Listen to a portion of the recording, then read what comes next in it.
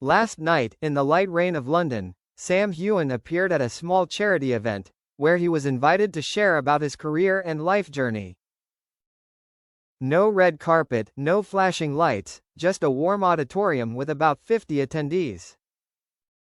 Initially, the atmosphere was comfortable with funny stories about Outlander, behind-the-scenes memories that made the audience laugh. Sam was still Sam, warm smile, bright eyes, engaging way of speaking. However, when the MC asked, "Is there anything you want to share but have never said?" everything suddenly changed. Sam was silent. A silence lasted nearly 20 seconds, enough for everyone in the room to feel the tension spreading. He leaned down, tightened his grip on the microphone, then looked up with a different look, deep and heavy. "I have never said this in public. But maybe it's time." His voice was slow, sometimes halting as if he had to swallow each word. He talked about a time 5 years ago, when his career was at its peak, but inside, he had fallen into an abyss that no one knew about. "I was disoriented. The pressure from work, the expectations of the audience, the rumors. All piled up. I always had to smile, always had to be strong, but when I was alone, I just felt empty."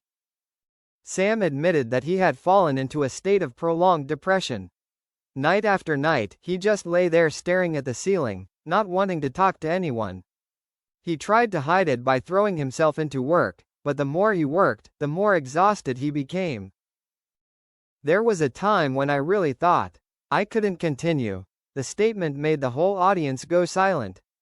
Some audience members put their hands over their mouths, others were moved to tears. Sam paused, took a deep breath, and continued with emotion. "The person who pulled me out of the darkness was Katrina Balfe."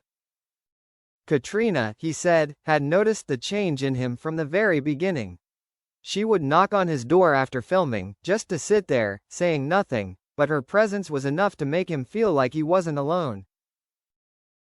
Once, when Sam hadn't left his room for 2 days, Katrina knocked on his door and said something he'd never forget. "Sam, if you break, I'll break too. And I don't want that to happen." It was those words that made him start seeking help, seeing a doctor, talking to a therapist, and most importantly, learning to be honest with himself.